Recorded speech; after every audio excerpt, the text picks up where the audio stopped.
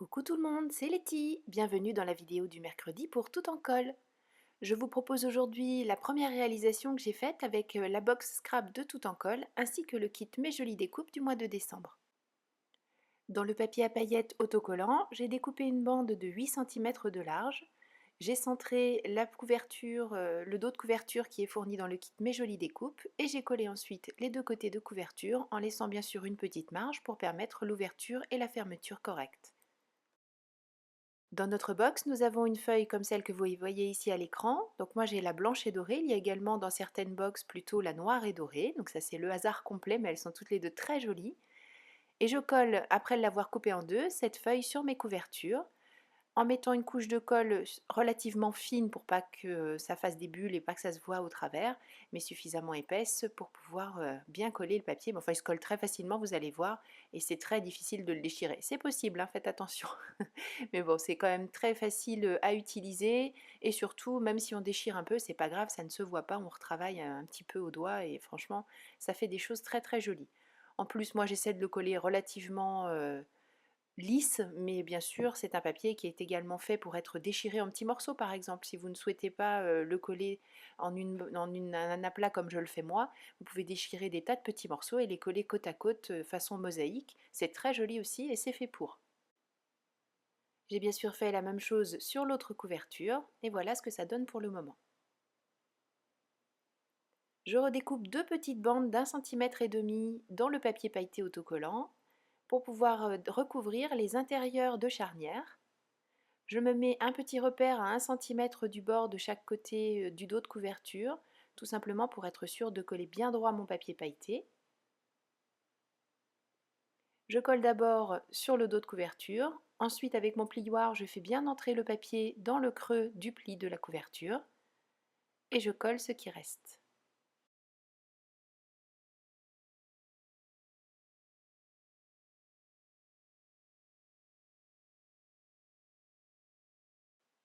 Bien sûr, je fais exactement la même chose de l'autre côté. Alors ce papier pailleté est parfait quand on veut coller des découpes, il colle très très bien, il n'y a aucun souci. Là quand même on lui demande de travailler, d'ouvrir, fermer, donc à force de faire ce genre de manipulation, il a fini par bouger. Donc je ne vous cache pas que j'ai utilisé de l'adhésif double face, vous savez celui que j'aime beaucoup, que vous trouvez dans la boutique, qui est très très résistant, pour mettre sur les côtés de mon papier pailleté. Par contre pas dans le creux, là ça tient très très bien, mais pour tout ce qui est parti sur les côtés, en fait, j'ai rajouté une petite bande fine d'adhésif double face.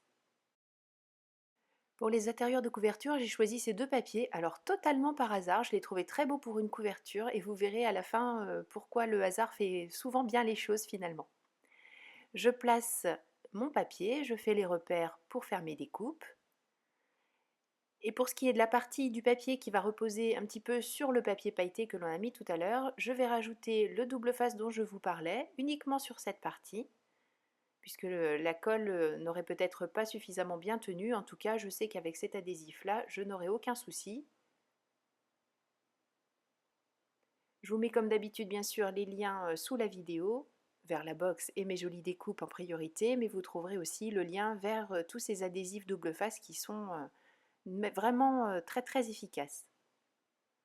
Un petit peu de colle pour le reste de la couverture, là elle fera très bien son travail, il n'y a aucun problème. J'enlève la protection de l'adhésif. Je mets d'abord la partie avec la colle, puisque c'est le plus facile à bouger s'il y a besoin de rectifier un petit peu les marges. Ensuite je fixe le tout à l'aide de mon plioir et ça ne bougera plus du tout. Et bien sûr, même opération de l'autre côté. Bon, maintenant on a une jolie couverture, on va rajouter des pages à l'intérieur de notre album. Dans le papier Maya de la box, je découpe une bande de 14 par 29. Dans l'autre sens, je fais un pli, le premier à 13 cm, puis le second 3 cm plus loin. Donc on a 13, 3, 13. On retrouve bien nos 29 cm.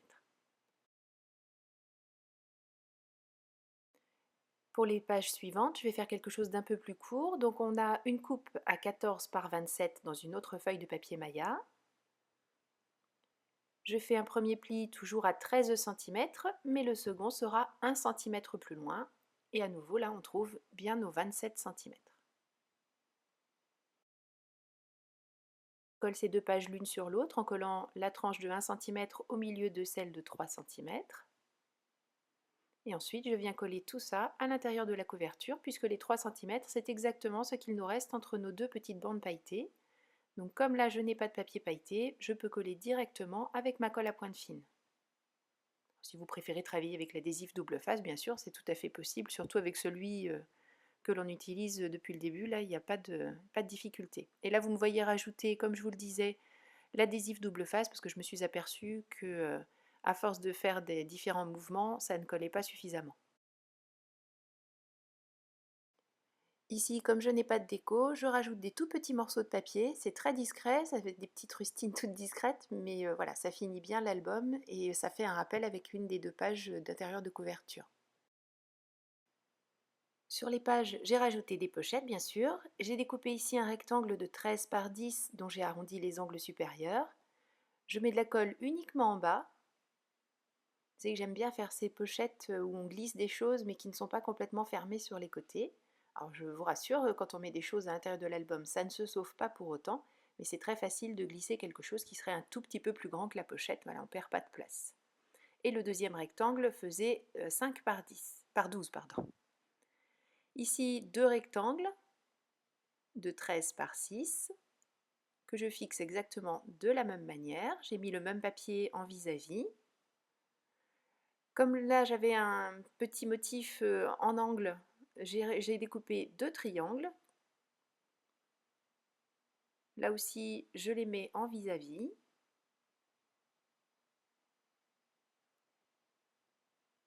Sur la page suivante, je répète mes deux triangles de 13 par 6. Toujours le même papier.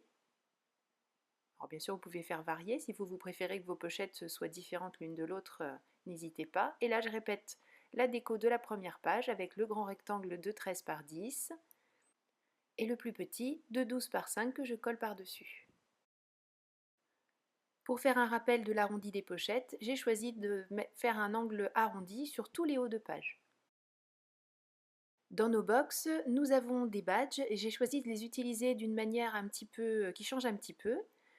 Dans du papier, j'ai découpé deux petits fanions que je fixe toujours avec mon super adhésif. Et sous l'un des fanions, je vais cacher un petit aimant, un aimant tout fin, que je colle avec une pastille autocollante comme vous le voyez ici.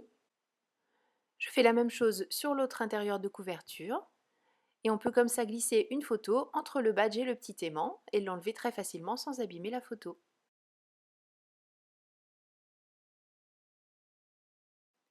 Pour habiller le haut des pages, j'ai utilisé le pochoir qui est fourni dans votre box et je passe de l'encre Distress à l'aide d'une petite mousse et je fais ça sur toutes les pages.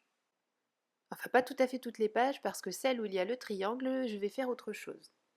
Je vais utiliser le tampon qui est fourni dans la box, ce magnifique petit cerf au milieu de la couronne. Alors moi, pour pouvoir me repérer et savoir si je le mets bien droit et si je le mets dans le bon sens, quand il est tout neuf, je place mon réglé derrière, je trace un trait et je mets une petite flèche, comme ça je sais que le trait me permet de le mettre bien droit et la petite flèche me permet de savoir quel est le haut de mon tampon. Avec de la Versamark, je viens imprimer le motif sur l'angle, je rajoute de la poudre à embosser dorée, je reste dans ce qui est proposé dans la box au niveau des coloris.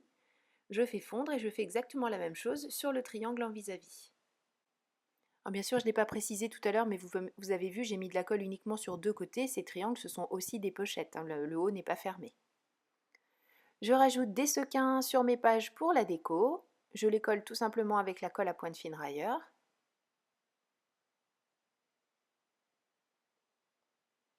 Et pour le devant de couverture, j'utilise des découpes bois qui viennent du kit Mes Jolies Découpes. J'ai choisi ce joli sapin. Je vais coller également un cadeau. J'ai choisi de les garder comme ça, mais vous pouvez, comme vous nous avez déjà vu le faire, Noël ou moi, rajouter bien sûr de la poudre à embosser dessus, à vous de voir. Et ça, c'est la très jolie découpe avec le mot Noël qui est dans votre box. Bien sûr, comme c'est un sapin de Noël, eh bien, je l'ai décoré. Et pour ça, j'ai repris mes petits sequins et ma colle à pointe fine. Et j'ai mis des décos dans mon arbre.